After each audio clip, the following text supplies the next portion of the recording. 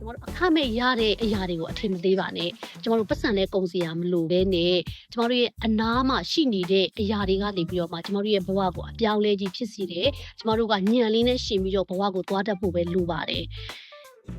ဒါကြောင့်မို့လို့ဒီအကြောင်းအရာကိုသိကျင်တယ်ဒီအချက်ကလေးတစ်ချက်ကိုသိလိုက်ပြီဆိုတာနဲ့ကျမတို့ကအတိတ်ပဲရှိတဲ့ဘဝလေးတစ်ခုကိုပေါ်ဆောင်နိုင်ပါလိမ့်မယ်ဗီဒီယိုကိုအဆုံးထိကြည့်ကြည့်ပါကျမကလေတစ်ချက်ခုတ်လိုက်နှစ်ချက်သုံးချက်ပြတ်တဲ့အကျိုးအမြတ်ကိုပဲအမြဲတမ်းစဉ်းစားတဲ့သူတစ်ယောက်ဖြစ်တယ်ပေါ့နော်ညံလေးနဲ့သွားတဲ့အခါကျတော့အိမ်ထဲမှာကျမမလုပ်ချင်တော့ဘူးတစ်ချက်ကိုနှစ်ချက်သုံးချက်ပြက်ကိုကြိုက်တာဖြစ်တဲ့အတွက်ကြောင့်မလို့ကျမရဲ့အိမ်သားမှာနီးတဲ့ပန်းချံထဲမှာအခုရာသီဥတုကလည်းအရန်လေးတာယာနေတယ်ပေါ့နော်အရန်လည်းမချမ်းတော့တဲ့အခါကျတော့ကျမဒီထဲမှာလာလုပ်တယ်လုပ်တဲ့အခါကျတော့လေးချင်ကလှုပ်ချင်းကဘာကြောင့်လှုပ်တာလဲလေးချင်ကလှုပ်ပြီးဆိုတာနဲ့ကျမတို့ရဲ့စိတ်ထဲမှာဖြစ်နေတဲ့စိတ်ဖိစီးမှုတွေကိုကျမတို့အမြန်ဆုံးရောကြစေတယ်တော့တည်ငါစိတ်ဖိစီးမှုကိုအမြန်ဆုံးရောကြဖို့အတွက်ဆိုရင်လေးချင်ကအမြန်ဆုံးပဲဖြစ်တယ်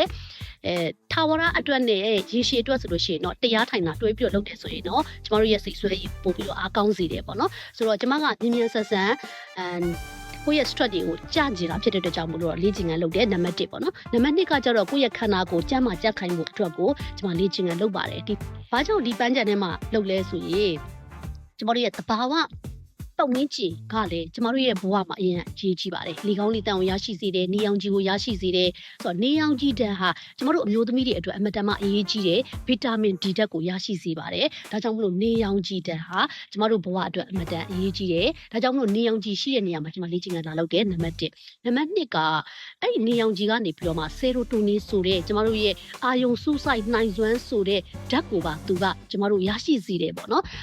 စိတ်ဖိစီးမှုတွေကိုကြာဆင်းစေတယ်ဆိုတော့ကော်တီဇောဆိုတဲ့ဒီစိတ်ဖိစီးမှုတွေကိုကြာဆင်းစေတဲ့ဓာတ်တွေကိုလည်းဒီနေအောင်ကြီးကနေပြီးတော့မှရရှိစေတယ်ဒါကြောင့်မို့လို့နေအောင်ကြီးကိုခံယူရင်းနဲ့မှဒီပန်းချံထဲမှာလာပြီးအလုပ်လုပ်ဖြစ်တယ်နောက်တစ်ခုကကြတော့ကျွန်တော်တို့ရဲ့စက်ကြောလာကြီးရဲ့စွမ်းအင်တစ်ခုကိုလည်းကျွန်တော်တို့ဒီနေအောင်ကြီးကနေရရှိစေတယ်ပေါ့နော်ကိုကဒီနေအောင်ကြီးထဲမှာ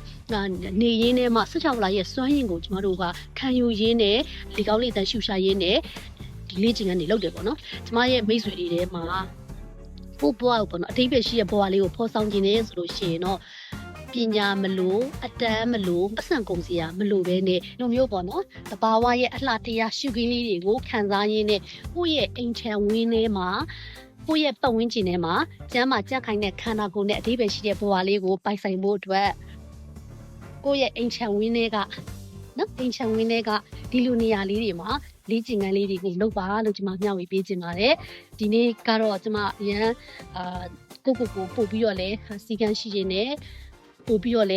ကိုလည်းချစ်တက်ခြင်းနဲ့ပေါ့နော်ပို့ပြီးတော့လဲကိုဂယူးစိုက်ခြင်းတာဖြစ်တဲ့ကြောင့်မို့လို့ဒီနေ့ဒီနေရာလေးမှာ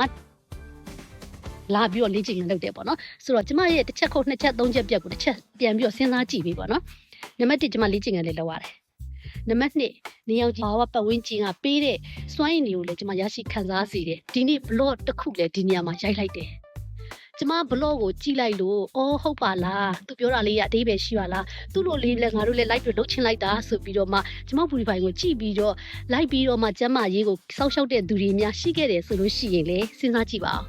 ဒါကြောင့်မလို့ကျမကလေတစ်ချက်ခုတ်လိုက်နှစ်ချက်သုံးချက်ပြတ်တယ်ဆိုတဲ့အကျိုးမြတ်ကိုကြိုက်တယ်ဆိုတဲ့ကောင်းကျိုးတွေကိုရှာတယ်ဆိုတဲ့အရာတစ်ခုဟာငင်းပေါ်ရမရှိပါဘူးဒီနေ့ကျမရဲ့ဘူရီဖိုင်ရတတ်သိပါကျမကလေကိုယ်တွေမဟုတ်ဘူးကိုယ့်ရဲ့ပတ်ဝန်းကျင်မှာရှိတဲ့သူဆိုရင်ကျမအမြဲတမ်းအကြံပေးလေးရှိတယ်တစ်ခုခုဆိုလို့ရှိရင်ဘယ်အရာကပို့ပြီးတော့ကောင်းတာလဲဒါကြောင့်မို့လို့အခုဂျပန်နိုင်ငံမှာကျမအလုပ်လုပ်တယ်မိသားစုရဲ့မြတ်တာတွေကိုငတ်မွတ်အောင်ရှုံရတယ်နော်ကိုယ့်ရဲ့အမိမြေနဲ့လည်းဝေးကွာတဲ့နေရာတစ်ခုမှာကျမတို့လာပြီးတော့အလုပ်လုပ်ရတယ်ဆုံးရှုံးမှုဒါတွေရှိတယ်နော်ဆိုတော့အဲ့ကနေပြီးတော့မှဒီဆုံးရှုံးမှုကနေပြီးတော့နောက်ထပ်အကျိုးအမြတ်ပေါင်းများစွာကိုငါဘာရမလဲလို့ကျမအချိန်ချင်းစဉ်းစားတဲ့အရာတွေအများကြီးရှိတယ်အဲ့ဒီစဉ်းစားတဲ့အတိုင်းပဲလုပ်ပါတယ်ဒီနေ့ social media ပေါ်မှာကျမဒီလိုမျှဝေမှုတွေလုပ်နေခြင်းဟာကျမလေးလာတည်မှုတွေကိုလုပ်နေတဲ့သူတစ်ယောက်ဖြစ်တယ်ဘဝကိုတိုးတက်အောင်စူးစမ်းနေတဲ့သူတစ်ယောက်ဖြစ်တယ်ဒီလိုမျှဝေမှုတွေလုပ်ပေးနေရင်းနဲ့ကိုယ့်ရဲ့ဦးနှောက်ညည်တွေလည်းကောင်းမွန်လာတယ်ကိုယ့်ရဲ့စိတ်ပိုင်းဆိုင်ရာတွေကလည်းမြင့်တက်လာတယ်ကိုယ့်ရဲ့ဘူရီပိုင်ကိုကြည့်နေကြတယ်ကျမရဲ့မိတ်ဆွေတွေအားလုံးကလည်းကျမလိုမျိုးပဲဖြစ်ချင်တဲ့သူတွေ